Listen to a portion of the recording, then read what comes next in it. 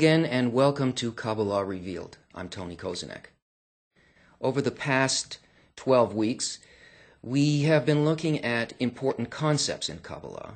We haven't covered all of them, but it's time now to take what we have been looking at and to focus on what the goal really is. Figure out what the target is. You see, in coming to study Kabbalah, the first part of the process is about defining the goal, eliminating things that are of no use to us, defining those things that we can use, and then how to use it. And really the whole process, even after that, is a refinement of keeping the aim on the target. Now, last week we talked about, structurally, about prayer, what prayer consists of. Now let's look at what prayer is from a feeling state, the inner part, what a person experiences.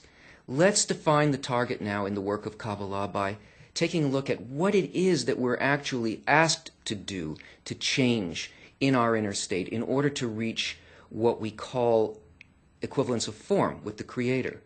And what does it mean to go above reason in the work? We've seen that in various articles. What does it mean to build a second nature above the nature that we were given by the Creator? To go in the work by opposing the dictates of our lower nature that control everything that we do. We are going to investigate this by looking at the article Lishma by Bala Salam. Now, Lishma means for her sake, for her name's sake. And Lishma means the state that we need to reach in order to attain equivalence of form with the Creator. He begins. In order for a person to obtain Lishma, one needs an awakening from above, because that is an illumination from above, and it is not for the human mind to understand, but he that tastes knows. It is said that taste and see that the Lord is good.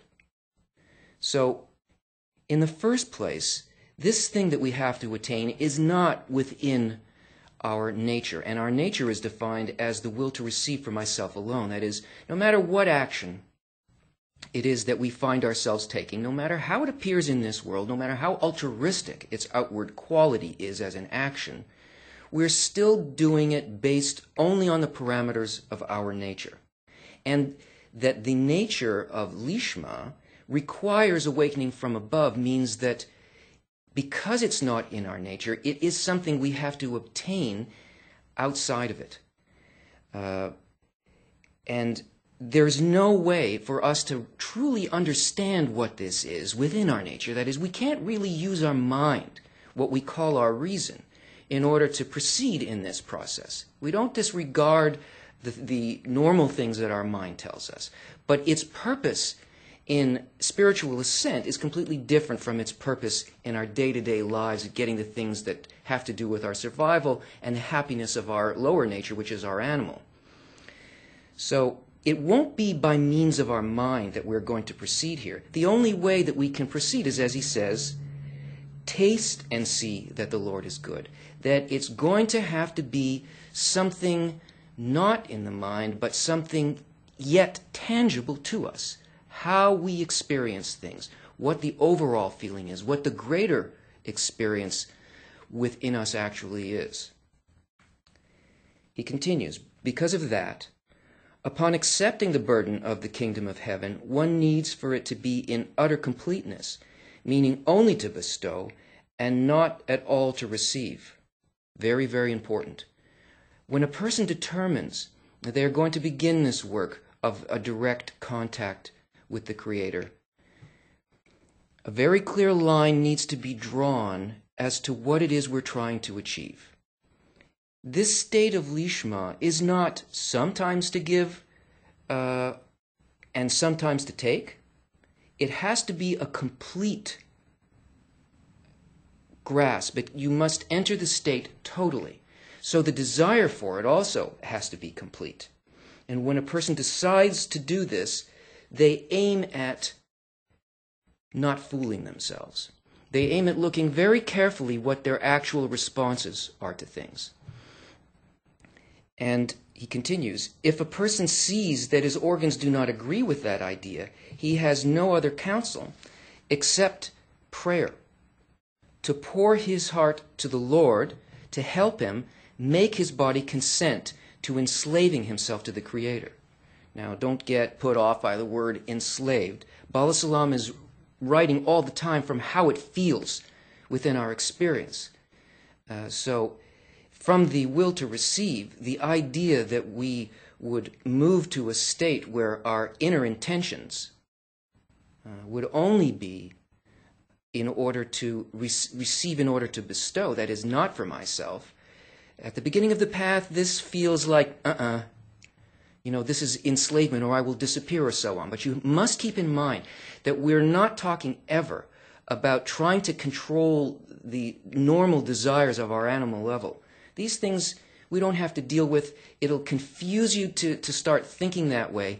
All of those things that you need for your survival, for your daily life, for your family, for the simple pleasures of your existence, these things don't have to change. We're not speaking about taking a special diet or making external actions, or don't do this and do this. We cannot control what's placed before us that compels us to have to act, even our own desires. The question is not, what am I doing? The question is, why am I doing? So if we can't depend either on the circumstances or on our own intelligence, it's clear that the whole purpose of these things happening for us is simply so that we should realize that we require light from above, that this awakening from above can only come as a result of the fact that we decided to make a whole attempt at something that in the end must be whole. That is, Lishma is not, it's not partial, and neither is the desire to reach it partial. So this way of progressing means that out of a person's own set of desires, his own longing to reach this, he must reach a place of wholeness within himself towards it. If the only thing that he wants is this, and if he realizes that the capacity to do it is not within himself, but only above, he must rely on the upper force to change him. This is what we call drawing the light, or makif, the surrounding light, drawn by effort. But what's the effort? And do not say that if Lishma is a gift from above, then what good is one's surmounting and efforts and all the remedies and corrections that one performs in order to come to Lishma if it depends on the Lord? Our sages said, in that regard, you are not free to rid yourself of it. Rather, one must offer the awakening from below, and that is the prayer. There cannot be a genuine prayer if he does not know in advance that without prayer it cannot be attained. And everything that comes to a person as a result of this is the latter. It is what needs to be surmounted. And unless there is this attempt to surmount it, regardless of the fact that everything is in the Creator's hands, there is no place for the Creator to give the gift. So this desire for this is really prayer. So what does it feel like to have that desire? If a person attempts it, they try to look at their actual intention when they're doing something, when they're receiving a pleasure, when they think about another person and they do some kind of act for it. If they're honest, they will look into that intention deeply, and they'll begin to see where they are unlike it. And the feeling that there is more, that I'm unlike this quality that I want to reach, feels both as an aspiration and as a disappointment. Remember, we can't proceed in this without a need. How do we sense needs? We feel that there's something lacking, right? You may not even know what it is, but in the case of a Kabbalist and somebody on the path, no matter what it is that's occurring, we know what it is. The only thing that it can be is that I lack the pleasure that I actually seek here, which is the direct contact with the Creator. A prayer feels like a lack, a loss, a need, an emptiness. And it's not something that comes from within our reason. Well, if I do this, then I'll get this. I hope God didn't hear me say that. It's either the feeling is there, either the need exists within us, or it doesn't. And that is the awakening from below, and that's also the kli. That is the preparation for the entry of the light. Therefore, the acts and the remedies that he performs in order to obtain lishma create the corrected vessels to want to receive the lishma. Then, after all the deeds and the remedies, can the prayer be in earnest because he has seen that all of his deeds brought him no benefit? Only then can he pray an honest prayer from the bottom of his heart, and the Creator hears this prayer and gives him the gift of lishma. We should also know that by attaining lishma, one puts the evil inclination to death, because the evil inclination is called receiving for himself, whereas by attaining the aim to bestow, one cancels the thought of his own good. And the death of the evil inclination means that one no longer uses one's vessels of reception for himself, and since they are no longer operative, they are considered dead. We must know first that we don't want to feel this at all. That's what he means by it is put to death. And the process is that slowly, as these comparisons are done between what we really feel and a proper unchanging target, like a fixed goal that we have, that the sensation within the kli actually does, within the person's sensation, actually changes. And the desire to receive in order to fill some kind of personal satisfaction, it wanes, it changes. Slowly it goes through a transformation, as long as it is by a process of real prayer and real need. It is as the Maggid, or the Seir of Duvna, says regarding the verse, "Thou hast not called upon me, O Jacob, neither hast thou worried thyself about me, O Israel," meaning that he who works for the Creator has no effort. On the contrary, one is content and high-spirited. But he who does not work for the Creator but for other purposes cannot complain to the Creator for not giving him livelihood in the work, since he worked for another cause. One can only complain to the one he works for and demand of him to give him his vitality and pleasure in the work. It is said about such people, "Anyone that trusts them shall be like them that maketh them." And he's speaking here about idols. So the work that has to be done needs to be done only for this goal of lishma, for the reaching of complete intention of bestowal. If the work is done for any other reason, then you can't complain to the upper force that it's not answering your prayer, that there should be some kind of a fulfillment. Also, it's only work here in our lower nature for which we require some kind of payment or personal fulfillment. The work done for lishma in reaching a sensation, imagine it, reaching a sensation of experiencing everything for the benefit of others without a thought for oneself. This is in our intention.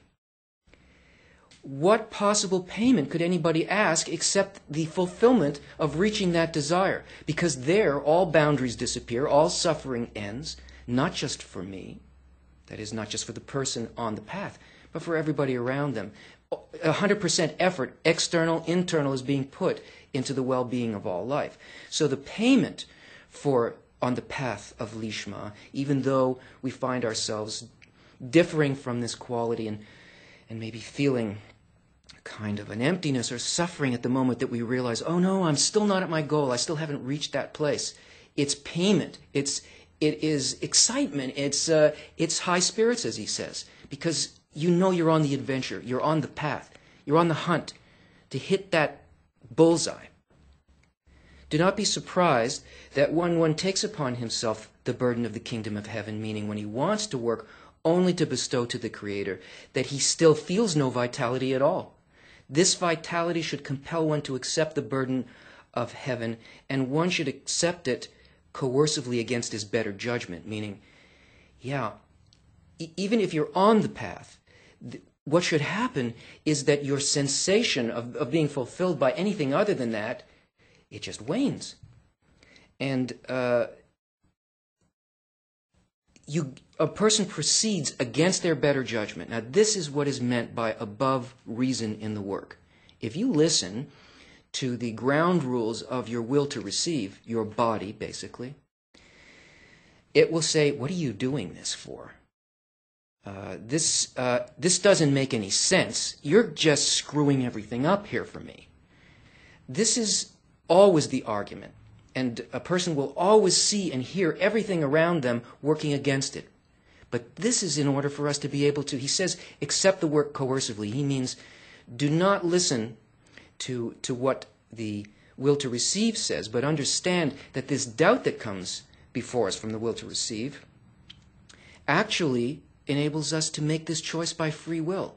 I'm not being controlled either by my lower nature, nor is the upper force saying, I'm going to make this easy for you and just pull you like this and you're going to feel wonderful in a payment. No. Now you're in a place where free will really exists. You are neither controlled by your lower nature nor by the Creator. You are working in what is called a middle line. That is, it's up to you and your own intention, an individual, uncoerced intention, to become like the Creator. And this is the only way, when this exists as a matter of free will within the person, to choose that path where there's no payment either way. This is the real achievement. This is the trick. And this is why all of this is hidden from us, because it's so completely opposite to our normal way of functioning through the control of our will to receive. Meaning that the body should not agree to this enslavement. For why does the Creator not shower him with vitality and delight? In fact, this is a great correction. If it were not for that, the will to receive would have agreed to this work and he would never have been able to attain lishma. Rather, he would always work for his own good, to satisfy his own desires. It is as people say, that the thief himself cries, catch the thief, and then you can't tell which is the real thief in order to catch him and to reclaim the theft. If things function the way that they do here, and we receive some kind of an egoistic fulfillment from this work, we would become slaves. This is where the real enslavement would occur. We would become machines, and we'd never be able to go beyond that, to reach any point of freedom whatsoever. But when the thief, meaning the will to receive, does not find the work of accepting the burden of the kingdom of heaven tasteful, because the body accustoms itself to work against its own desire, it can begin to work with the single purpose of bringing contentment to the Maker. To work against our nature, it means to get a sensation of what is required for us on our next level. When we feel a difficulty usually in the form of a doubt or a temptation, not of doing a certain kind of action.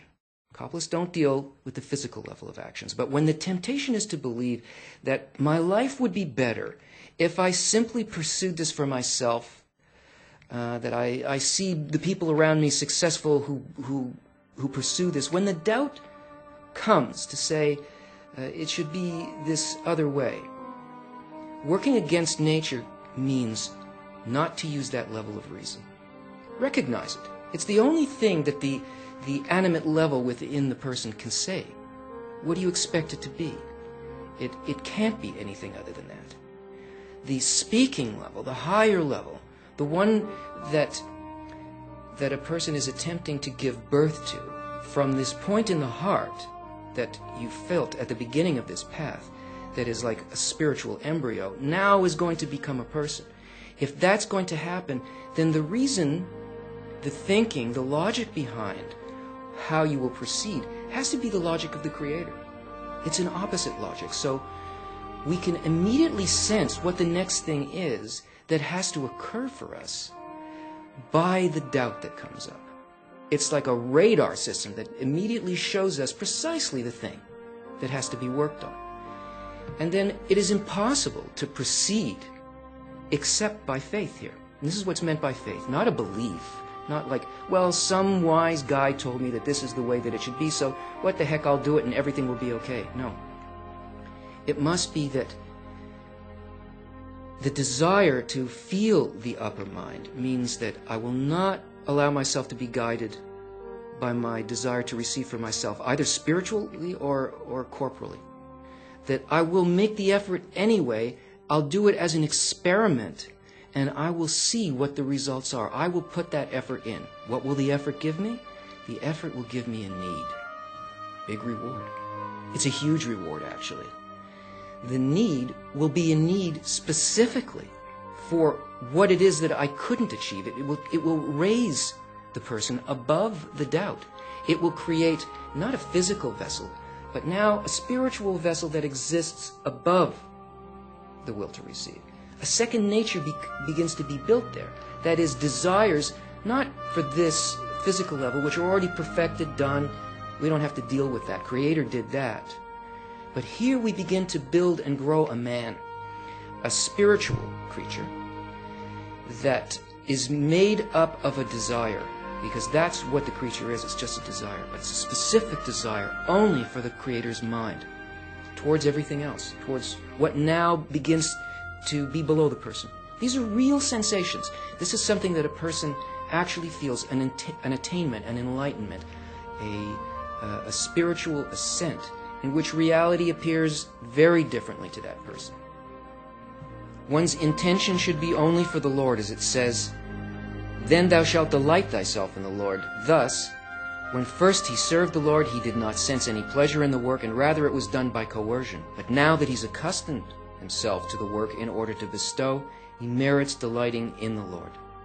The work itself renders one with pleasure and vitality, and this is considered that the pleasure is aimed at the Creator. Join us again.